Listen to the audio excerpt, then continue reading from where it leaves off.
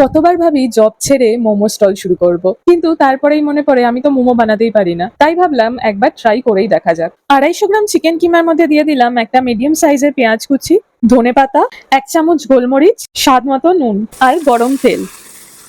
সবকিছু মিশিয়ে নেওয়ার পর মনে পড়লো আদা বাটা দিতেই ভুলে গেছি।